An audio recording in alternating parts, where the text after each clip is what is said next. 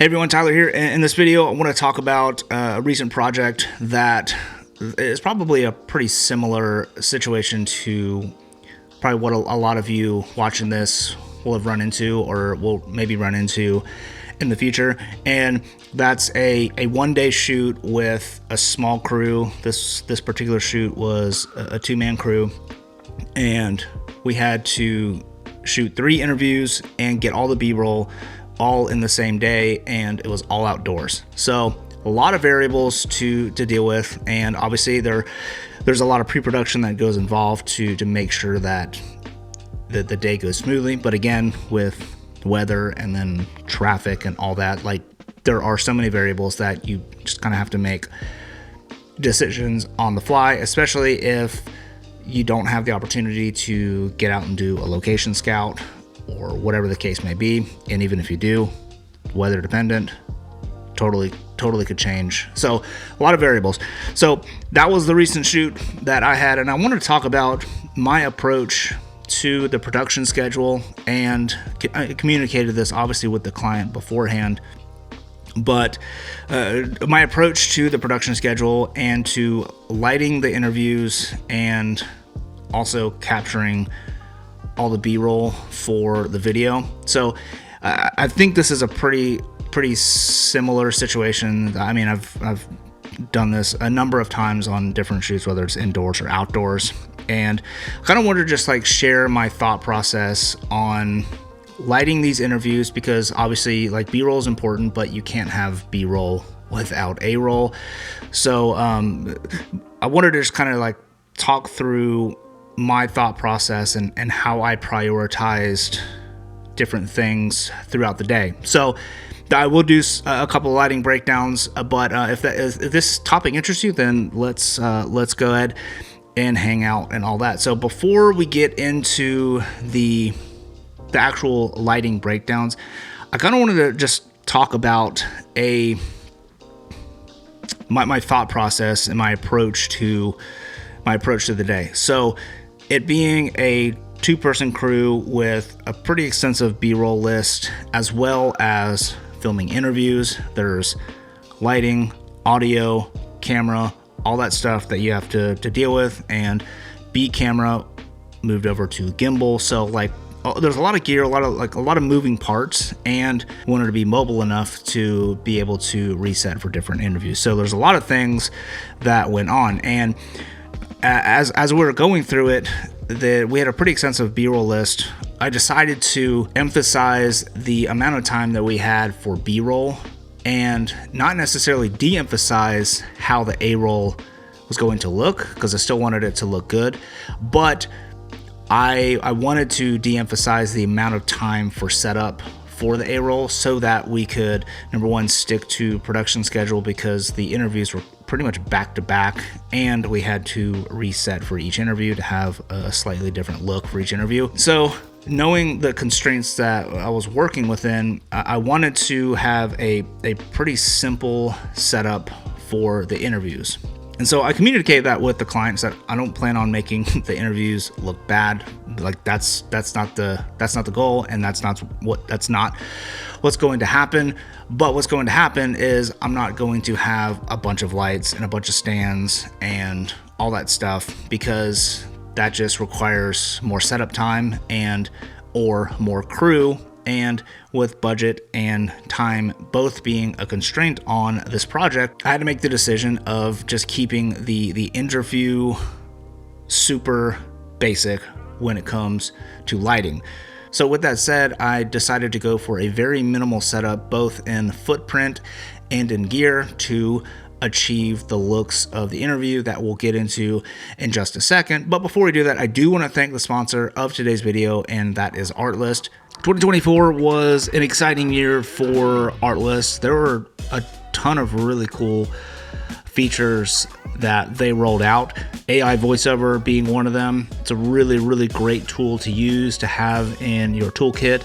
Other things like artboards and even stems, which you can kind of pick and choose which part of a song you want to include in your videos. And then they added a new LUTs feature, which has a huge library of LUTs, not to mention all of the products that they already had in their offering, such as music, sound effects, stock footage, all that I've talked about. Artlist a ton, and I still stand behind Artlist. I think they are the best offering out there for creators, for an all-in-one platform, for all those things that I mentioned. And 2025 is going to be a great year for Artlist. Again, they've got some really exciting things coming up, really leaning into the generative AI that they started implementing last year, and even watching their promotional video of 2025 and what's to come with leveraging generative AI and starting to incorporate motion into generative AI, just like they did with voiceover, is going to be really exciting, and just another way for us to have a creative outlet to add more production value to our videos as content creators or to our client videos. And for me, that is what's most important. So if you are looking for an all-in-one solution, then head over to artlist.io and sign up using the link down below.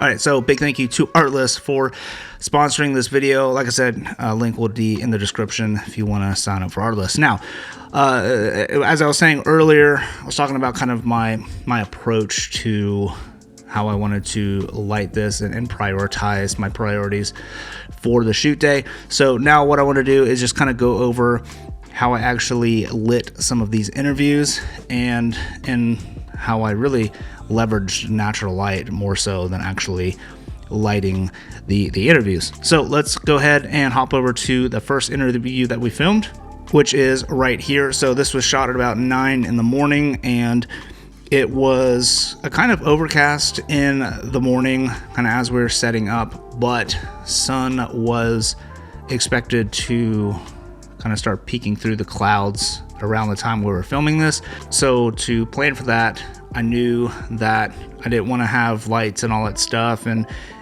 run off V-mounts and all that. So what I decided to do was just use a 4x silk and a 4x floppy, and that's all I used for all three of these interviews, with the exception of one additional item for one of the other interviews, which we'll hop into in just a second. But this is a super basic lighting setup, and really this is more of just shaping and controlling the existing light that we had instead of adding our own light. So the sun was actually kind of coming from like behind her right shoulder, the talent's right shoulder. So I was really kind of going for like more of a backlight situation, but using that 4x diffusion, I was able to diffuse it, and it was able to kind of wrap around her face, and I thought it looked super nice on that side. And she still kind of has a nice, like, it almost looks like a nice little hair light because that source is pretty large. And then on the opposite side, so the shadow side of her face, I just brought in a 4x floppy and actually opened it up, and I think I took a picture. If not, you just have to like bear with me. But I basically opened it up and boomed it overhead, so it was kind of giving some blocking to just more the whole shadow side of her face and the top of her head, just to kind of add a little bit of shape. And that's all we did. And the interviews were pretty quick, and even though the light did change quite a bit, not a big deal, because the B-roll that's going over it's gonna really kind of cover most of the lighting changes up, so I'm not really that concerned. But really, for two stands, I had two C stands and two 4x light modifiers, one diffusion, one negative fill, and that was it. And the client was super stoked with how it looked. I was really stoked with how it looked, and that allowed us more time to make sure that we dialed in audio and all that. And audio actually did sound really good. So the next interview shot, this was right after the first interview. All we did was we literally moved the camera, like just basically panned it to the right, and then moved the diffusion and the negative fill. We kind of just like almost rotated the whole setup like 60 degrees to the right to get a little bit of a look. And the lighting does look quite a bit different just because of the way that the sun was hitting the diffusion and therefore on the talent.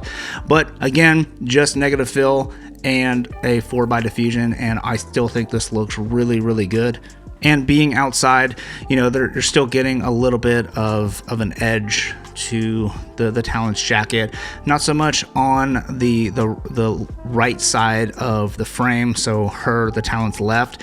But again, this is one of those decisions where, yes, I could have put up another light to add a little bit of an edge light, but for the sake of time and the sake of prioritizing the schedule and prioritizing really getting B-roll, this shot was, I mean, I think it's beyond passable. The client was really happy with it, and it looks really nice, looks really professional, but I didn't have to spend so much time lighting it because, again, we had to prioritize schedule, and that's just kind of how like doc style shoots go like this sometimes. All right, so for the last interview, I think I mentioned that we added an additional item, but we didn't. We just swapped out items. So in this interview, we have the sun coming out kind of from over her back right shoulder.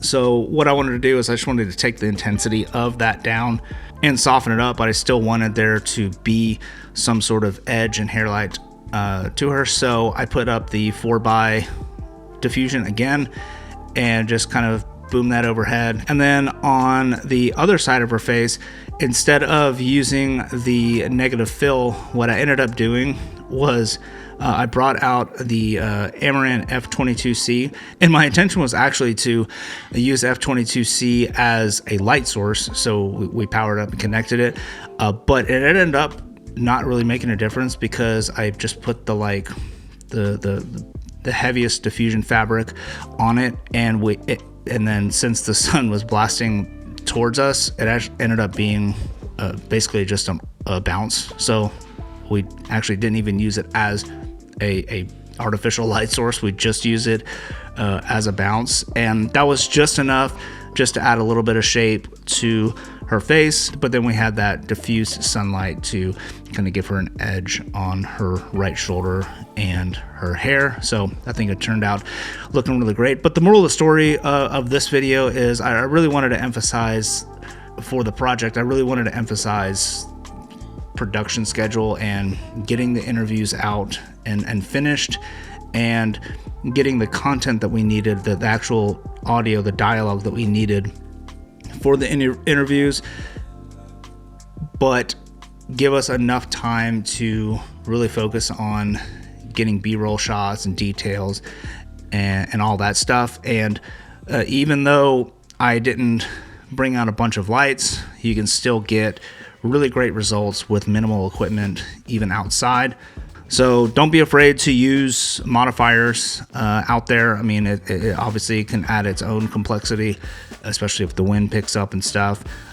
But this was way quicker than setting up a light and a softbox and getting power to it, or bringing out a generator, or using V-mount batteries and all that stuff. And you really can just expose for the sun, and just using that diffusion, I think, really helps make for quicker exposure. And sometimes you may not get the output that you want if you don't have a generator out on set. So anyways, that's pretty much it. Dang, that window is blowing out, so that looks bad, but whatever. Yeah, thank you for watching. Hopefully this was informative to you, and yeah, that's pretty much it. So thanks for watching, and I'll see you in the next one. Peace.